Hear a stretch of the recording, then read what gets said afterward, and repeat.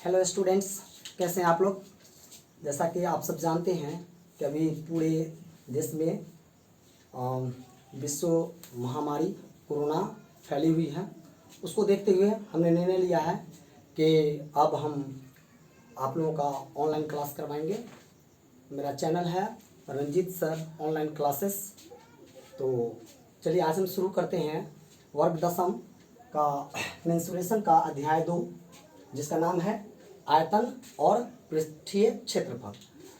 ज़रा हम इस दोनों में अंतर समझ लेते हैं। आयतन क्या होता है कि कोई बंद बर्तन है, उसमें कोई भी पदार्थ कितना आएगा, इसको यूँ समझिए कि कोई बंद बर्तन में कितनी हवा आएगी वह आयतन कहलाएगा। स्पष्ट है। दूसरी बात, वो जो बर्तन है वह जिन पृष्ठों से मिलके घिरा हुआ है उसका जो क्षेत्रफल है वह उसका पृष्ठीय क्षेत्रफल कहलाएगा। तो आज हम लोग जितनी भी 3 डायमेंशनल आकृति है उसके आयतन और उसके पृष्ठीय क्षेत्रफल के बारे में पढ़ेंगे। थोड़ा समझने का प्रयास कीजिएगा और थोड़ा ध्यान दीजिएगा, तो मुझे यह विश्वास है कि आप अच्छी तरह से समझ जाइएगा। तो चलिए इस क्रम में सबसे पहली आकृति हम लोग पढ़ते हैं घन। अंग्रेजी में इसको ट्यूब कहते हैं। घन जो होती है वह एक समान माप वाली भुजाओं से घिरी हुई आकृति होती है। जरा हम इसकी आकृति को बना देते हैं तो स्पष्ट हो जाएगा।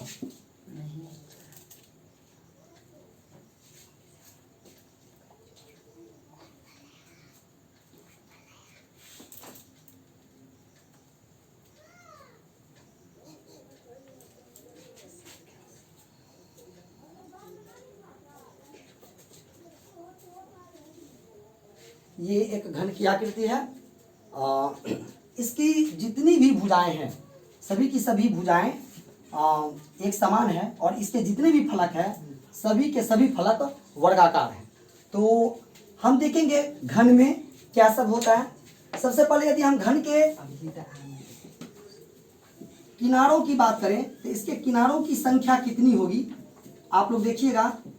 इसमें कुल कितने किनारे होते हैं आप देखिएगा। 1 2 3 4 5 6 7 8 9 10 11 और ये 12। तो आपसे यदि पूछा जाएगा कि घन में कुल कितने किनारे होते हैं या कितने कोण होते हैं तो उसकी संख्या हो गई 12। अब हम लोग देखते हैं घन के शीर्षों की संख्या। घन में कितने शीर्ष होते हैं तो देखिए घन में कुल शीर्ष हो गए 1 2 3 4 5 6 7 और 1 8। चलिए अब हम देखेंगे घन के पृष्ठ, जिसको कि हम लोग फलक भी कहते हैं या इसका दूसरा नाम सतह भी है, सतहों की संख्या। अब इसको देख लीजिए। तो इसका जो एक फलक है बिल्कुल नीचे है, एक फलक बिल्कुल ऊपर है। कितने हो गए 2, एक बाईं ओर एक दाईं ओर। कितने हो गए 4, एक आगे और एक पीछे। कितने हो गए 6। तो इस प्रकार से घन में कुल फलक सतह या पृष्ठ कह लीजिए इसकी संख्या होती है 6। तो अभी हम लोगों ने देखा घन में कुल कितने किनारे होते हैं जी 12। कितने शीर्ष होते हैं 8 और कितने पृष्ठ या सतह होते हैं 6। अब हम लोग इसके विभिन्न सूत्रों के बारे में पढ़ेंगे। जैसे कि सबसे पहला सूत्र होता है घन का पृष्ठीय क्षेत्रफल। अब इसको यूं समझिए कि घन का पृष्ठीय क्षेत्रफल का मतलब हुआ कि इसके जितने भी वर्गाकार फलक है सभी वर्गाकार फलकों के क्षेत्रफलों का योग। अभी हमने कितना पढ़ा है कि घन में कुल कितने फलक होते हैं 6। इसका मतलब 6 वर्ग का जो क्षेत्रफल है उसका हम निकाल करके उसको जोड़ देंगे। अब वर्ग की प्रत्येक भुजा बराबर होती है। यदि हम इसको मान लेते हैं L तो स्पष्ट है कि इसकी सभी भुजा की माप L होगी और तब जा करके इसका कुल पृष्ठीय क्षेत्रफल हो जाएगा 6L²। कितना हो जाएगा 6L²। क्यों? क्योंकि एक पृष्ठ का क्षेत्रफल भुजा स्क्वायर L² और कुल पृष्ठों की संख्या 6 है। 6 बार उसको जोड़ो या 6 से मल्टीप्लाई करोगे तो ये आ जाएगा 6L²। ये हो गया घन का पृष्ठीय क्षेत्रफल अर्थात संपूर्ण पृष्ठीय क्षेत्रफल। अब दूसरा इसका सूत्र होता है आयतन। घन का आयतन, घन का आयतन, घन का आयतन ये 3 डायमेंशनल है, तो इसमें होता है लंबाई गुने चौड़ाई गुने ऊंचाई। अब चूंकि इसका प्रत्येक किनारा लंबाई भी L है, चौड़ाई भी L है और ऊंचाई भी L है, तो इसका आयतन हो जाएगा L गुने L गुने L L3। तो ये हो गया घन का पृष्ठीय क्षेत्रफल 6L², घन का आयतन L3। अब है कि हम यदि कल्पना करें कि इसमें उस बड़ी से बड़ी छड़ की लंबाई क्या होगी जो इसमें रखा जा सकता है, तो उसको हम लोग कहते हैं इसका विकर्ण, उसको कहते हैं विकर्ण। और ये होता है जी घन का विकर्ण बराबर √3L। तो ये था हमारा घन। अब देख लीजिए, कभी भी घनाकार आकृति के बारे में आपको कहा जाएगा पृष्ठीय क्षेत्रफल निकालिए तो ये सूत्र लगा दीजिएगा। यदि आपको कहा जाएगा आयतन निकालिए तो ये सूत्र लगा दीजिएगा। और आपको कहा जाएगा कि एक घनाकार कमरा है, उसमें बड़ी से बड़ी छड़ की लंबाई ज्ञात करो जो उसमें रखा जा सकता है, तो आप उसका विकर्ण इस सूत्र से निकाल दीजिएगा। और इस तरह से जो है ये पहली आकृति आपका हो गया। अब हम लोग जाते हैं इसकी दूसरी आकृति में, जो कि है घनाभ। चलिए, घनाभ के संदर्भ में ऐसा देखा गया है कि जो घनाभ का जो प्रत्येक फलक होता है वो आयताकार होता है। तो चलिए हम लोग एक घनाभ का पिक्चर बनाते हैं।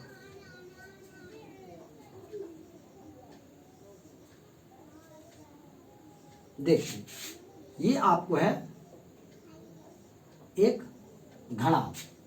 अब इस घनाभ में क्या सब है तो जरा सा देख लेंगे। यदि घनाभ में इसकी लंबाई L हो, यदि इसकी चौड़ाई B हो और इसकी ऊंचाई H हो। एक बात मैं बताना भूल गया, सॉरी, इसमें भी कुल किनारों की संख्या 12 होती है घन की तरफ, इसके भी कुल शीर्ष की संख्या 8 होती है और इसके भी कुल फलक या सतह की संख्या 6 होती है। अब है कि इसका मेजरमेंट अलग अलग हो गया। यदि लंबाई L से सूचित हो, चौड़ाई B से और ऊंचाई H से सूचित हो, तो इसमें एक होता है क्या कि आप ऊपर और नीचे का सरफेस यदि आप छोड़ देते हैं तो इसका एक होता है चारों दीवारों का क्षेत्रफल। यदि इस आकार का कोई मकान है तो इसका एक सूत्र होता है चारों दीवारों का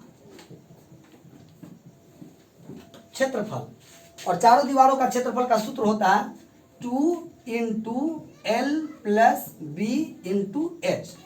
और एक होता है संपूर्ण पृष्ठीय क्षेत्रफल, जिसमें कि ऊपर का भी आ जाएगा और नीचे का भी आ जाएगा, तो उसको हम लोग कहते हैं संपूर्ण पृष्ठीय क्षेत्रफल। और इसका सूत्र होता है 2 × LB + BH + HL। और एक होता है इसका आयतन।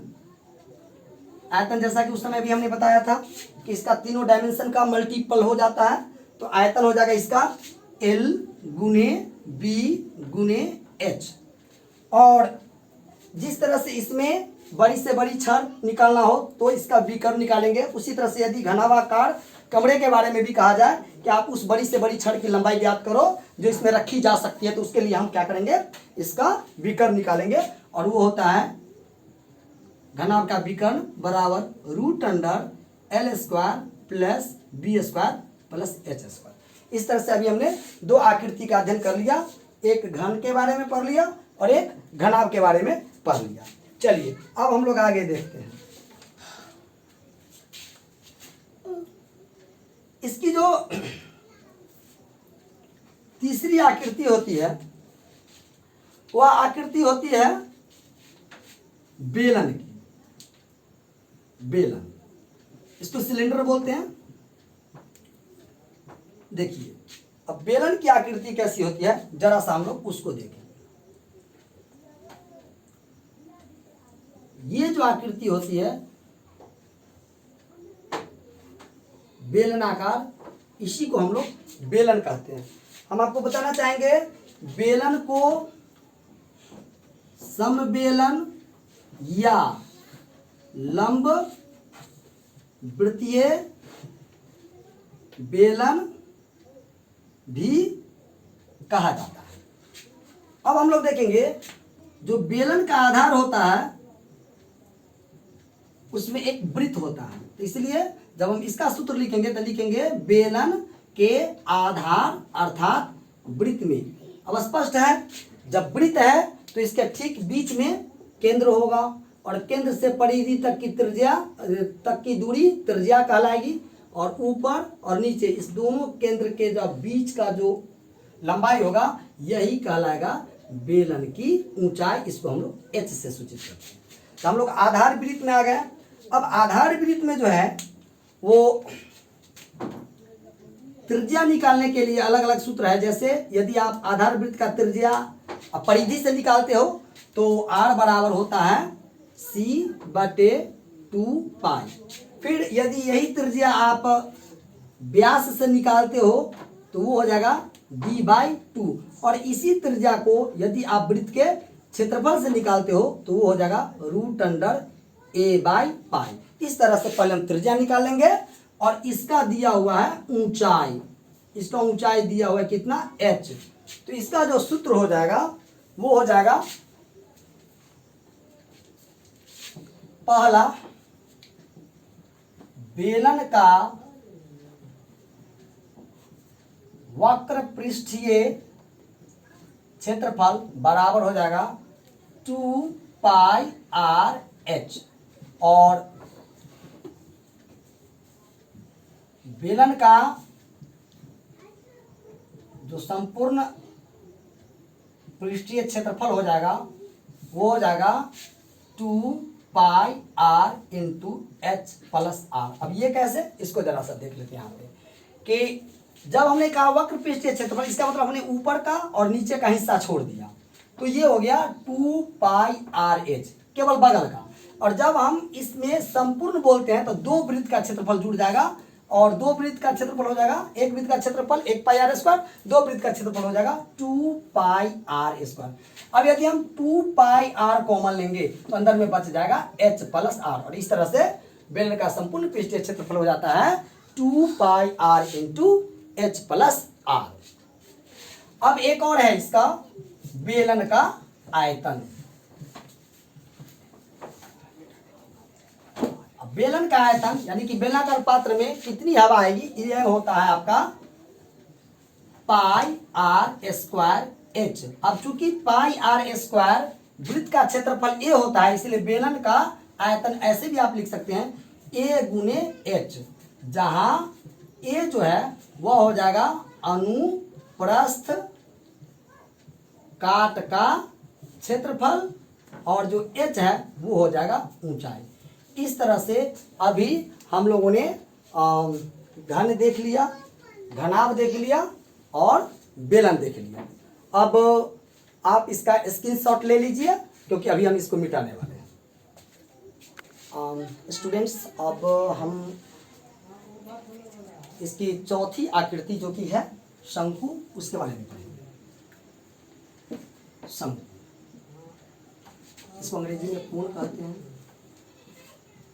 ऐसी बहुत सारी आकृतियों को आपने देखा होगा, जैसे जोकर का टोपी, और वो तेल डालने वाला जो कीप होता है वो, या कुल्फी बेचने वाला का जो रहता है जिसमें कुल्फी जिसके अंदर डाला जाता है वो। चलिए हम एक आकृति बना करके आपको दिखाते हैं तो सारी कन्फ्यूजन दूर हो जाएगी।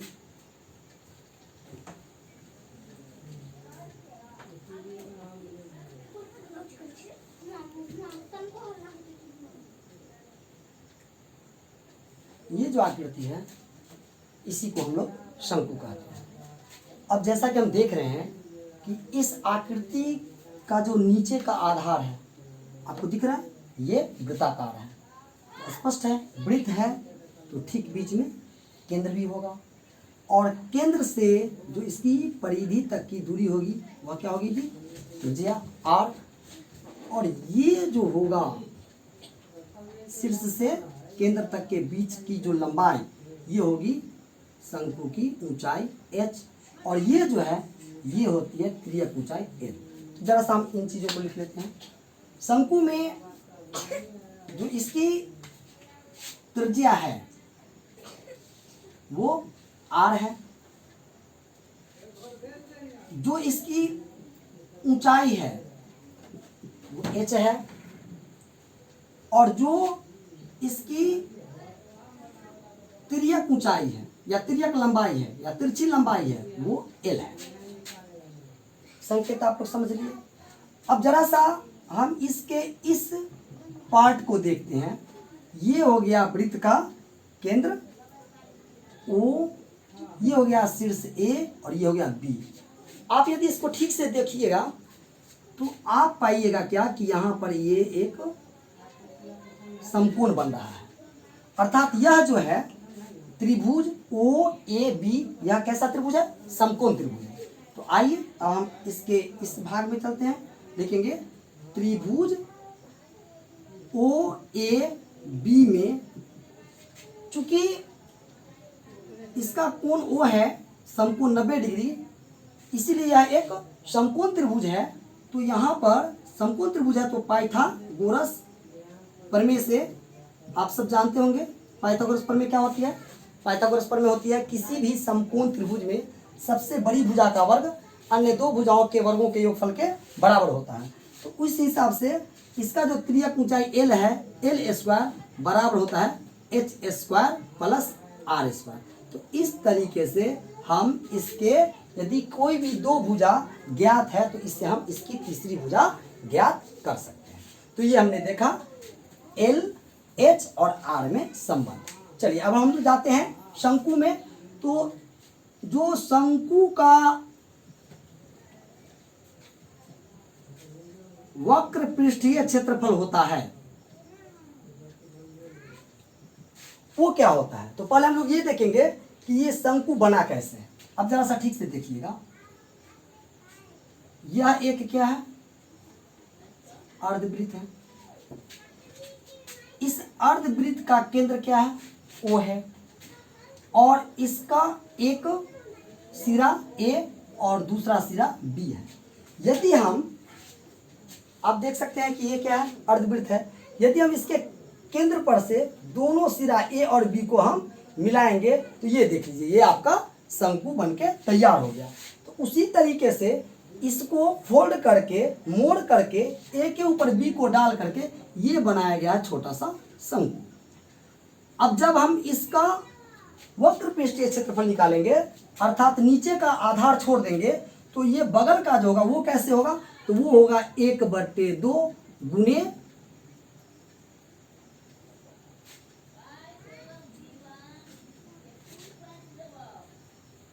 इसकी परिधि गुने इसकी तिर्यक ऊंचाई। अब इसको समझिए 1/2 क्यों, आप स्पष्ट है कि ये पूरा जब घूमेगा तो ये कहलाएगा वृत्त की परिधि। हमने क्या लिया है, आधा लिया है, इसलिए हमने लिखा 1/2 गुने इसकी परिधि यानी परिधि का आधा और गुने इसकी जो ऊंचाई है तिर्यक ऊंचाई। तो इसको लिखते हैं 1/2 गुने वृत्त की परिधि होती है 2πr और गुने तिर्यक ऊंचाई है l। तो चलिए 2 से 2 कैंसिल हो गया तो बच गया क्या, πr/l। इस तरह से हमारा ये सूत्र हो गया। सूत्र हो गया शंकु का वक्र पृष्ठीय क्षेत्रफल बराबर πr/l। चलिए ये एक सूत्र हमारा हो गया। अभी तक 2 सूत्र हो गया, एक L, H और R में संबंध और एक शंकु का वक्र पृष्ठीय क्षेत्रफल। चलिए अब हम लोग आते हैं शंकु का संपूर्ण पृष्ठीय क्षेत्रफल। अब इसको समझिए ये क्या है। वक्र पृष्ठीय क्षेत्रफल में हमने किसको छोड़ दिया था, इसके आधार को छोड़ दिया था। आधार क्या है, इसका वृत्त है। तो यदि हम वक्र पृष्ठीय क्षेत्रफल में वृत्त के क्षेत्रफल को जोड़ देंगे तो इससे संपूर्ण पृष्ठीय क्षेत्रफल निकल जाएगा। तो इसको लिखेंगे शंकु का वक्र पृष्ठीय क्षेत्रफल जोड़ आधार वृत्त का क्षेत्रफल, आधार वृत्त का क्षेत्रफल। चलिए, और वक्र पृष्ठीय क्षेत्रफल अभी तुरंत हमने निकाला है क्या, पाई आर एल। तो हम लिखेंगे पाई आर एल और प्लस आधार वृत्त का क्षेत्रफल क्या है जी, तो आधार का क्षेत्रफल यानी वृत्त का क्षेत्रफल आप जानते हैं पाई आर स्क्वायर। अब हम क्या करेंगे, पाई और आर को कॉमन ले लेंगे तो अंदर में बच जाएगा एल प्लस आर। इस तरह हमको निकल गया एक सूत्र, शंकु का क्या निकल गया, संपूर्ण पृष्ठीय क्षेत्रफल बराबर pi R into L plus R. चलिए, ये हमारा तीसरा सूत्र हो गया। अब है, यदि इसी शंकु को हम ऐसे घुमा देंगे तो इसमें कितना वायु आएगा या कितना पानी हम डाल सकते हैं, ये इसका कहलाता है आयतन। और उसको लिखेंगे हम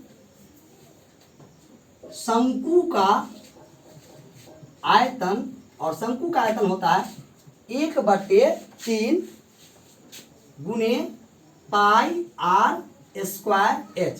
तो इस तरह से ये हो गया आपका शंकु का, इसको ऐसे भी लिख सकते हैं, शंकु का आयतन is equal to 1/3 pi R square into H. चलिए, इस तरह से हमने देखा शंकु, शंकु का के आधार के बारे में हमने जाना कि शंकु के आधार में क्या है, और शंकु के तिर्यक ऊंचाई और त्रिज्या में क्या संबंध है। उसके बाद हमने शंकु का वक्र पृष्ठीय क्षेत्रफल जाना, शंकु का संपूर्ण पृष्ठीय क्षेत्रफल जाना और शंकु का आयतन जाना। आप लोग इसका स्क्रीनशॉट ले लीजिए ताकि फिर हम आगे बताएं। स्टूडेंट्स, आप हम इसी क्रम को आगे बढ़ाते हुए हमारा जो अगला है वो है आकृति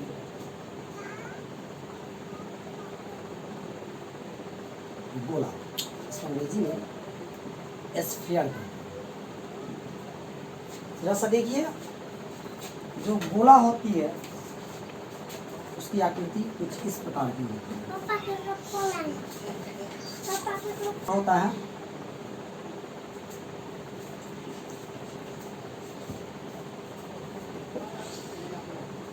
और ये इसकी त्रिज्या होती है। जैसा कि आप देख पा रहे हैं कि इसमें केवल एक ही सरफेस है, इसमें केवल एक ही सरफेस है। तो इसका एक ही पृष्ठ का क्षेत्रफल होगा जिसको कि हम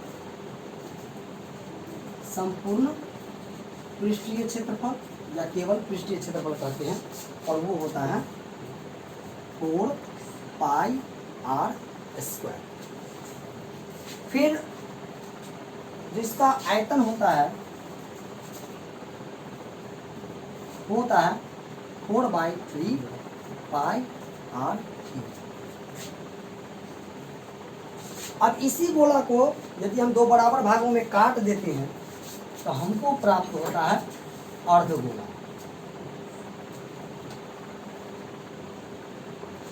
जिसको कि हम अंग्रेजी में हेमिस्फीयर कहते हैं।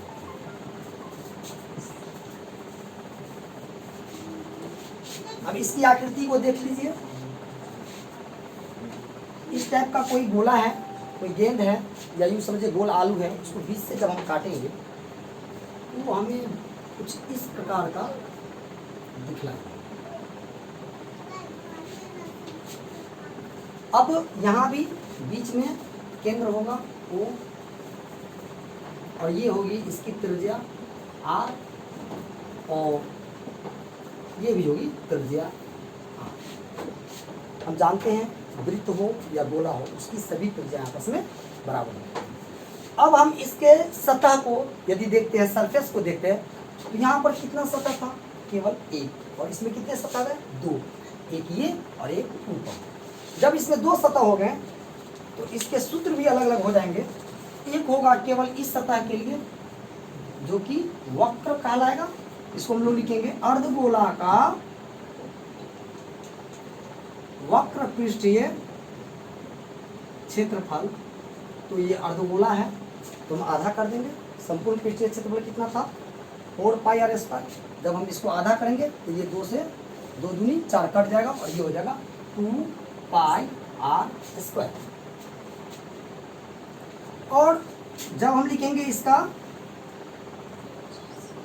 संपूर्ण पृष्ठीय क्षेत्रफल, उसमें कुछ नहीं है, ये जो वक्र पृष्ठ है इसमें एक और वृत्त वाला जुड़ जाएगा। जैसे ये वक्र पृष्ठ का क्या है 2 पाई आर स्क्वायर, और संपूर्ण पृष्ठ का मतलब क्या है, ऊपर वाला भी हम जोड़ रहे हैं, ऊपर में एक वृत्त है उसको जोड़ देंगे, वृत्त का क्षेत्रफल होता है पाई आर स्क्वायर, इसको जोड़ देंगे तो ये हो जाएगा 3 पाई आर स्क्वायर। अब आप कल्पना कीजिए कि इस प्रकार का कोई अर्धगोलीय कटोरा है तो उसका आयतन क्या होगा। उसके लिए सूत्र है आयतन। अब जैसा कि हम जानते हैं कि ये जो अर्धगोला है ये इस गोला का ही आधा हिस्सा है, तो इसको हम 2 बराबर भागों में काटेंगे। इसका मतलब इसमें 2 से डिवाइड करेंगे, ये 2 से 2 दूनी 4 कट जाएगा और ये हो जाएगा 2/3 पाई आर क्यूब। तो अभी हम लोगों ने घन देखा, घनाभ देखा, बेलन देखा, शंकु, गोला और अर्धगोला। अब जो बच जाता है उसको हम अगले वीडियो में बताएंगे। यदि आपको हमारी वीडियो अच्छी लगी है तो इसे लाइक करें, सब्सक्राइब करें और अपने दोस्तों के बीच शेयर करें, ताकि इस लॉकडाउन में ज़्यादा से ज़्यादा बच्चे ऑनलाइन क्लास का लाभ उठा सकें। धन्यवाद।